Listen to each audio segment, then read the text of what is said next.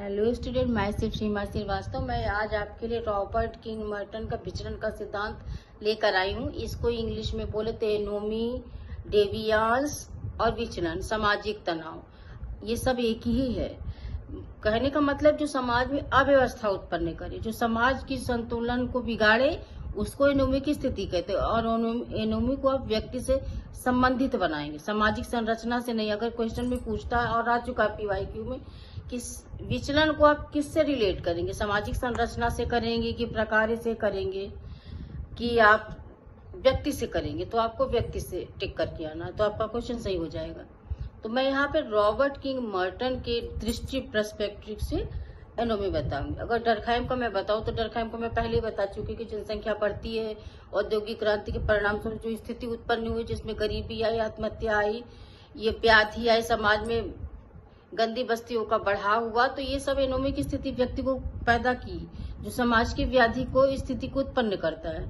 और मर्टन की अगर मैं बात करूं तो मर्टन भी प्रकारवादी, वो भी संतुलन को ही देखते हैं, लेकिन उन्होंने उनका विश्लेषण का आधार परिवर्तन को भी मानता है कि जरूरी नहीं कि समाज में हमेशा संतुलन बनी रहे, कभी भी एनोमी की स्थिति भी आती। और एनोमी की स्थिति को अगर वो रिलेट करते हैं तो मैं आपको बताऊं एकदम डेप्थ, वो सांस्कृतिक लक्ष्यों के आधार पर और साधन के आधार पर, उस सांस्कृतिक लक्ष्य और साधन में जब असंतुलन की स्थिति पैदा होगी तो विचलन की स्थिति आएगी। विचलन की स्थिति कह लीजिए, सामाजिक तनाव कह लीजिए, स्ट्रेन कह लीजिए, या फिर बहुत स्ट्रेस हो जाने व्यक्ति का, ये व्यक्ति से रिलेट करता है एनोमी की स्थिति। ये है मर्टन का। तो उन्होंने प्रकारवादी या विश्लेषण उन्होंने किया है, उन्होंने प्रकारवादी संतुलन को देखा, साथ में उन्होंने विचरण और प्रकार्य, अकार्य, नकार्य की भी उन्होंने बात की थी जब वो विश्लेषण की बात करते हैं तब।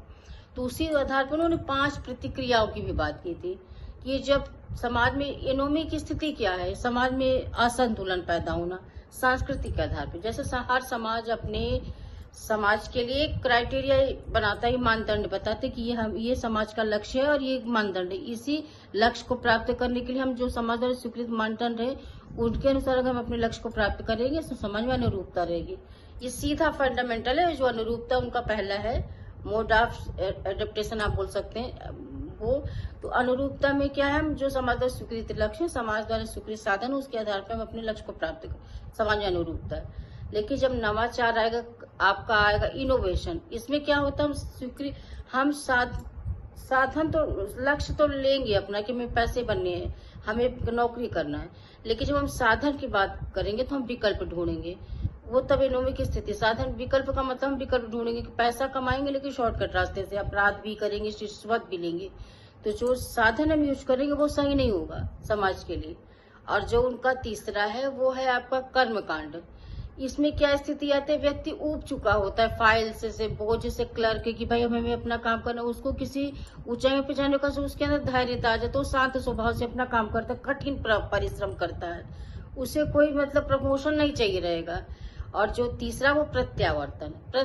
प्रत्यावर्तन मीन्स क्या होता है, प्रत्यावर्तन मीन्स को मर्टन कहते हैं समाज में से शराबी हो गए, सन्यासी जो समाज से कट जाते हैं, वो समाज की श्रेणी में मर्टन उनको नहीं रखते, वो समाज की श्रेणी में उनको रखते नहीं। जैसे सन्यासी हो गए, शराबी, नशे, लेडी हो गए, उन सबको वो प्रत्यावर्तन में रखते हैं। वो समाज के न लक्ष्य को मानते हैं और न साधन को मानते हैं। और जो आपका ये हो गया विद्रोह, विद्रोह में हम वो बात करते हैं कि न वो समाज द्वारा स्वीकृत लक्ष्य को मानते हैं, न समाज द्वारा स्वीकृत साधनों को मानते हैं। अपना लक्ष्य बनाएंगे नया और अपना साधन बनाएंगे नया। इसमें अगर मैं बात करूं, क्रांतिकारी, समाज सुधारक, जो समाज के जो उत्पन्न व्यवस्था जो सही नहीं थी उसको बदलने की कोशिश और नया समाज बनाना, नए साधन, नए लक्ष्य बनाना, ये विद्रोह की श्रेणी में आएगा। यह मैं इनका बताना चाह रही थी आपको। रॉबर्ट के मर्टन प्रकारवादी तो हैं, लेकिन जब उन्होंने विश्लेषण किया तो समाज में उत्पन्न व्याधि की ओर भी आकर्षित किया कि समाज में जरूरी नहीं कि हमेशा संतुलन रहे, कभी कभी प्रकार क्या मतलब, जो मैंने पिछले आपको बताया था, प्रकार का मतलब होता है वो अपेक्षित परिणाम जो समाज में व्यवस्था लाते हैं। अकार्य का मतलब क्या होता है, ना उनका कोई एग्जिस्टेंस नहीं है, मतलब वो रहे ना रहे कोई फर्क नहीं पड़ता। और जो नकार या डिसफंक्शन जिसे कहते हैं, जो समाज में हमेशा जिसके वो अपेक्षित परिणाम नहीं है, वो समाज में अनिश्चित परिणाम है जो समाज में व्याधि लाते हैं। यही इनका प्रकारवादी दृष्टिकोण था, यही इनका प्रकारवादी विश्लेषण था, जो समाज में परिवर्तन को भी वो उनके प्रकारवाद में परिवर्तन की झलक पाएंगे। Thank you so much.